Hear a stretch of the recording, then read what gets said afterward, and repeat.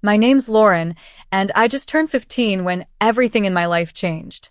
Let me tell you about my family. On the outside, we seemed like a normal family. Dad worked really hard, and Mom stayed home. I had a little sister, Olivia, who was 8 years younger than me. Dad was a manager at a big company that actually belonged to my grandmother on my mom's side. Grandma was a really ambitious woman.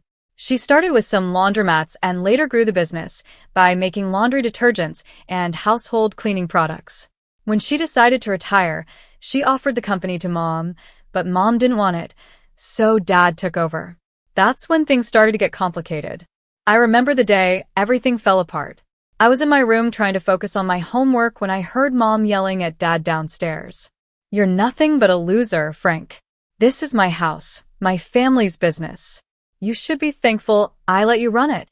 Things got worse in the weeks that followed. Mom and Dad barely spoke, and when they did, it always ended in a fight.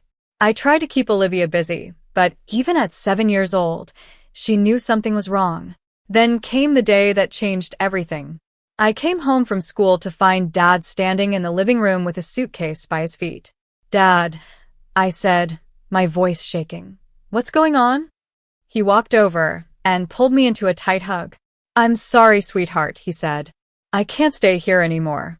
It's not good for anyone." I felt like I couldn't breathe. "But what about Olivia? What about me?" I asked. He pulled back, his eyes full of tears. "I love you both so much. Never forget that. But sometimes love just isn't enough." He kissed my forehead, then walked over to Olivia, who was watching with wide, confused eyes. He knelt down and hugged her tightly. "Be good for your big sister, okay, pumpkin?" And just like that, he was gone. The door closed behind him, leaving me feeling empty. Mom came home an hour later. When I told her Dad had left, she didn't seem surprised. She just nodded like she had been expecting it. "Good riddance," she muttered. "Mom," I couldn't believe what I was hearing. "How can you say that?" She turned to me with cold eyes. "Your father cheated on me, Lauren. Over and over again." I couldn't take it anymore. That night, everything changed forever. I lay in bed and could hear Mom talking on the phone in her room. She was laughing, sounding happier than she had in months. I wondered who she was talking to, but I was too tired to care. Just when I thought things couldn't get any more complicated after Dad left, Mom hit us with another surprise. One morning, while we were having breakfast, she announced, "I have some news. I'm getting married." I almost choked on my cereal. "What?" "Mom, Dad's only been gone for 3 months." She waved her hand like it was no big deal. "Sometimes true love happens unexpectedly, Lauren. You'll understand when you're older." 2 weeks later, Paul moved in. He was okay, I guess. He was tall and good-looking in a way that made people say, "Oh, he seems nice." But from the start, something about him didn't sit right with me. He made an effort with Olivia, playing games with her and helping with her homework, but with me, it felt like I didn't exist. Meanwhile, things were changing at the company, too. After Dad left, Mom took over, and she brought Paul in to work with her. They seemed to work well together, always talking about business plans. I tried to focus on my own life, school, friends, and the usual teenage stuff, but it was hard to shake the feeling that I was becoming invisible in my own family. Things got worse when Mom and Paul announced they were opening a new branch of the company in another city. One evening, Mom said, "We're moving. It's a great opportunity for the business." Then she added, "Paul and I have been talking, and we think it's best if you stay here." I couldn't believe what I was hearing. "Stay here? Without you?" I asked, shocked. Mom quickly explained, "The new house won't have much space, and you're almost finished with school. It wouldn't make sense to transfer right before your exams." It felt like a punch to the stomach. "So where am I supposed to live? On the street?" I asked, trying not to cry. "Don't be dramatic, Lauren," Mom scolded. "You'll stay with your grandmother. She's already agreed to it." I stormed off to my room and slammed the door. As I lay on my bed, tears of anger and hurt ran down my face. I couldn't stop thinking, when did I become such a burden to my own mother? The next few weeks flew by, filled with packing boxes and goodbyes. Not for me, though. The tears were from Olivia, who didn't want to leave her friends behind. I helped Olivia pack, trying to stay cheerful for her sake. Will you come visit us, Laura? She asked, her big brown eyes filled with tears. I hugged her tightly. Of course, I will, Squirt. You can't get rid of me that easily. The day they left, I stood on the porch with Grandma, watching as the moving van pulled away. Mom gave me a quick hug, and Paul gave an awkward nod. Then they were gone, taking Olivia with them. Living with Grandma wasn't as bad as I had imagined. She was pretty cool in her own way, giving me space when I needed it but always there with a cup of tea and a kind ear when I wanted to talk. Still, it didn't feel like home. My 20th birthday came faster than I expected. That morning, I woke up feeling strange. I should have been excited, but all I felt was empty. Mom called, of course. Happy birthday, sweetie, she said, sounding overly cheerful. I'm sorry we can't be there. Work is just crazy right now. We'll celebrate next month when we visit, okay? I knew we wouldn't. They hadn't visited once since they moved. Sure, Mom. Sounds great. Grandma must have sensed how I was feeling because she really went all out. She let me invite a few friends over, ordered my favorite food, and even baked a cake herself. For a few hours, I almost forgot about everything. The next morning, Grandma called me into her office. She had a serious look on her face that made my stomach drop. Sit down, Lauren, she said, pointing to the chair across from her desk. We need to talk. My mind raced. Oh no. Is she kicking me out? Where would I go? But then she smiled, reached into her desk drawer, and pulled out a small folder. Happy birthday, sweetheart. Open it. I did, and my heart nearly stopped when I saw what was inside. Grandma, is this? She nodded, her eyes sparkling. The company is yours now, Lauren. I see potential in you. You've got a good head on your shoulders, and I know you'll do right by the business. But Mom and Paul, they're running it now, I said, still in disbelief. Grandma's face tightened a little. They're running a branch. The main company, the heart of it all, that's yours now. I sat there, stunned. Me, barely 20, the owner of a multi-million-dollar company.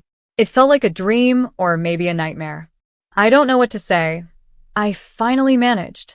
Grandma reached across the desk and squeezed my hand. You don't have to say anything. Just promise me you'll give it your all.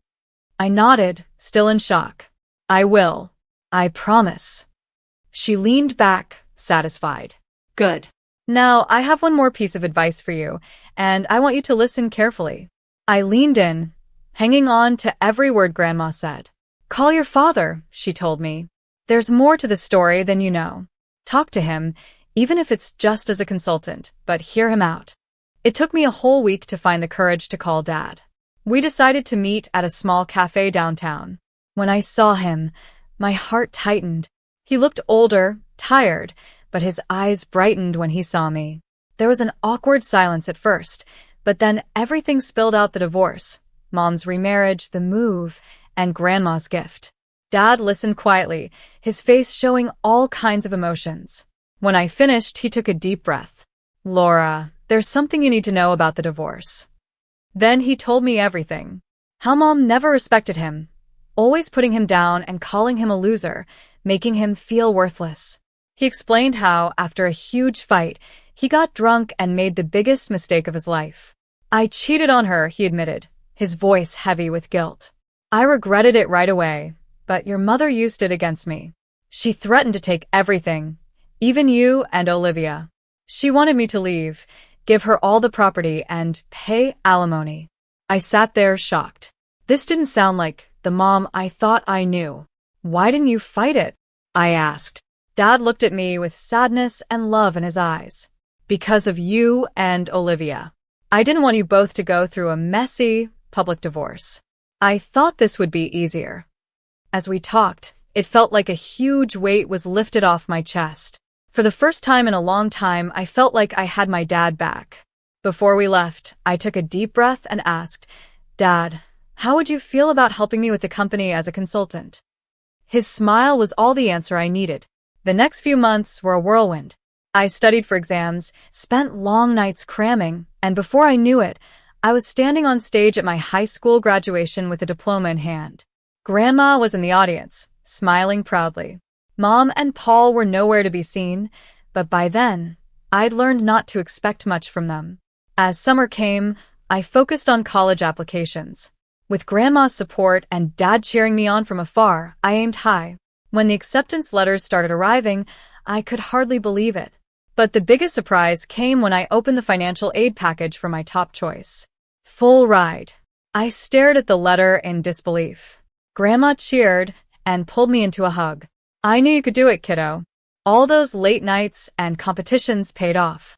I decided to major in business management. It seemed like the smart choice, especially now that I had the company to think about. I now had a company to run, and the idea still felt unreal, but I was determined to make Grandma proud. To celebrate my college acceptance, Grandma decided to throw a small party, just the two of us. We got some fancy takeout, and a bottle of sparkling cider. Grandma wasn't about to let me drink champagne, even though I was an adult now. We were halfway through dinner when the doorbell rang. Grandma frowned, clearly not expecting anyone. "I'll get it," I said, putting down my fork. When I opened the door, my stomach sank. There stood my mother and Paul, looking annoyed and impatient. Before I could say anything, they pushed past me into the house. Mom didn't waste time on greetings. "Mother, we need to talk about the company. Now." I stood there, stunned, as Mom launched into a rant. She didn't even look at me, didn't ask about my graduation or college. It was like I wasn't even there. "Why can't we access the main accounts?" she demanded. "And why are you blocking the transfer of funds to our branch?" Grandma's expression hardened. "Because it's not your decision anymore, Kelly. The company belongs to Lauren now.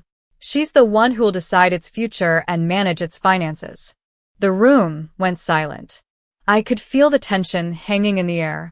After Grandma's words, I saw a wave of emotions cross Mom's face. First shock, then anger, and finally, something calculating. Suddenly, her whole attitude shifted. "Lauren, sweetheart," she said, her voice dripping with fake kindness. "I've missed you so much. Why don't you come live with us?" I blinked, caught off guard by this sudden change. Mom stepped closer, reaching out like she wanted to touch my arm. Instinctively, I stepped back. "We've settled so nicely in the new city. We have a beautiful house, and there's a room just for you. We could set up a desk and get you a new computer for your studies and work." "No, Mom," I said firmly. "I'm happy here. I have my friends, my school, and Grandma needs me." Mom's smile wavered for a moment, but she quickly recovered. "Well, if that's the issue, we could always move back here. We could live in our old house, just like before. Wouldn't that be nice?" I shook my head. "It's not about the house, Mom. It's about everything." I could see the anger building in her eyes, barely contained. Before she could say anything, I decided to ask the question that had been burning inside me for months. "Mom, why did you really divorce Dad?" She froze, taken aback. "Well, your father, he cheated on me. Multiple times. I got tired of it. He left us for his mistress and didn't even pay alimony." "That's not true," I said quietly. I said, "Dad told me everything. It only happened once, and it was because of how you treated him. He didn't abandon us, you kicked him out. And he's been paying alimony regularly." Mom's face twisted with anger. "How dare you? You ungrateful little brat. You have no right to interfere in my personal life. Everything here is mine, and I decide who lives where." Grandma, who had been quietly watching, finally stepped forward. Her voice was calm but firm, stronger than I had ever heard before. "That's enough, Kelly," she said. "You seem to have forgotten a few things. This house, the company, they belong to me, not you. I gave the company to Lauren because I trust her judgment more than yours right now. I think it's time for you to leave." I watched with mixed emotions as Grandma firmly escorted Mom and Paul out of the house. The door clicked shut behind them, and I felt a strange mix of sadness and relief. I had lost something today, the last bit of hope I had about my mother. But I gained something, to a clear sense of my future and the comfort of knowing I wasn't alone. "What now?" I asked, my voice muffled against Grandma's shoulder. She pulled back and gave me a small smile. "Now, we get back to celebrating your college acceptance. And tomorrow, We start planning for your real future, not the one your mother tried to force on you. The next morning, after the confrontation with Mom and Paul, I woke up to the sound of voices downstairs.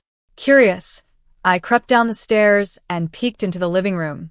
To my surprise, Dad was sitting on the couch, deep in conversation with Grandma. I sat down next to them, and Grandma explained why she had called Dad over. "I've been thinking about Olivia," she said. "Your mother, well, I'm not sure she's in the best position to care for her right now. I've suggested your father seek custody of Olivia." I felt a surge of hope. "Really? Dad, are you going to do it?" He ran his hand through his hair, looking both nervous and determined. "Yeah, I am. It won't be easy, but Olivia deserves better than what she's getting now." I couldn't help it. I threw my arms around him. "Thank you, Dad." As we pulled apart, Grandma cleared her throat. "There's more," she said. "I've hired a private investigator to look into your mother and Paul's affairs." Over the next few weeks, life settled into a strange, new rhythm. I started my college classes, diving into my studies with a focus I had never felt before. Dad started coming over regularly, and we worked on fixing our relationship. It felt good to have him back in my life. Then, about 2 weeks after that conversation, Grandma called us both over. Her face was serious as we sat down. "The investigator's report came in," she said, getting straight to the point. "And it's worse than we thought." She laid out the facts, each one hitting me like a punch. Mom had been cheating on Dad for years, long before the divorce. Her affair with Paul had started while she was still married to Dad.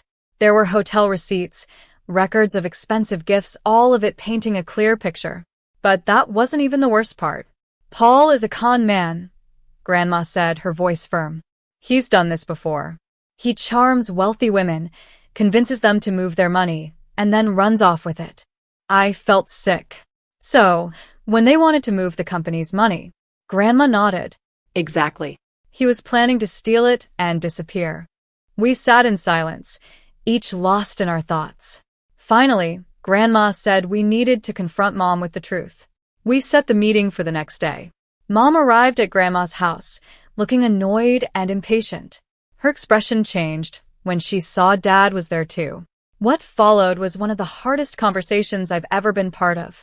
Grandma laid out all the evidence: the affair, Paul's history of fraud, and his plan to steal from the company. With each piece of information, I watched Mom's face, hoping to see some guilt or understanding. But all I saw was denial.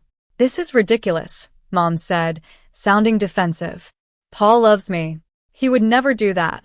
You're all just jealous of our happiness." Dad tried to reason with her. "Kelly, please look at the facts. Think about Olivia. Is this the kind of man you want around our daughter?" But Mom wouldn't listen. She stood up, her face red with anger. "I don't have to listen to this. Paul is a good man, and I trust him completely. You're all just trying to ruin my life." With that, she stormed out, slamming the door behind her. As we sat there, I realized something: this wasn't the end. It was just the beginning of a long, hard battle. But looking at Dad and Grandma, I knew I wasn't facing it alone. The next few months were a whirlwind of legal battles and emotional ups and downs. With Grandma's strong support and her legal expertise, Dad filed for custody of Olivia. I tried to stay focused on my studies, but it was hard not to get distracted by everything happening around me. The day of the custody hearing came, and I insisted on being there. The whole thing was tough. Mom's lawyer tried to make Dad look like he wasn't involved in our lives, but our lawyer was ready. He showed proof of Dad's regular alimony payments, how he had tried to keep in touch with us, and the stable life he had now. Then came the big shock. The private investigators' report about Paul's criminal past and their plan to steal from the company. I watched Mom's face as the truth came out first. She looked shocked, then angry, and finally, lost. For a moment, I almost felt sorry for her. Almost. When the judge gave full custody of Olivia to Dad, I felt a mix of emotions: relief that Olivia would be safe, but also sadness that it had come to this. As we left the courthouse, Olivia in Dad's arms, Mom approached us. "This isn't over," she hissed, her eyes full of anger. Grandma stepped in between us. "Yes, Kelly, it is. Go home." Things only got worse for Mom after that. The judge ordered her to pay child support to Dad for Olivia. It was a huge shock for her, since she'd always thought she'd be the one receiving support, not paying it. I threw myself into my studies and learning more about the company, trying to stay away from the family drama. But I couldn't help feeling a bit satisfied when I heard that Paul had left Mom, running off with another woman and a large chunk of Mom's personal savings. One evening in autumn, Dad called me. His voice was tense with emotion. "Your mother showed up at my place today," he said. "She wants to make up, said she made a mistake, and wants us to be a family again." My heart tightened. Part of me, a small part, wanted him to say yes, wanted things to go back to how they used to be. But I knew better now. We'd all been through too much. "I told her no," Dad said firmly. "I told her that ship sailed a long time ago and that I wouldn't put you or Olivia through that again." I let out a breath. I didn't realize I was holding. "Good," I said, surprised at how strong my voice sounded. "You deserve better, Dad. We all do." There was a pause, and then Dad spoke again. I could hear him smiling. "When did you get so wise, Laura?" I laughed, feeling lighter than I had in a long time. "I learned from the best." After I hung up the phone, I looked around my room at Grandma's house. My textbooks were scattered across the desk next to a stack of company reports, and photos of me with Dad and Olivia smiled back from the bulletin board. This wasn't the life I imagined a year ago. It wasn't perfect, there was still a lot to figure out and plenty of challenges ahead, but it was real. It was mine. I thought about Mom, now alone after all her plans and manipulations. I felt a little pity, but it was mostly replaced by a sense of justice.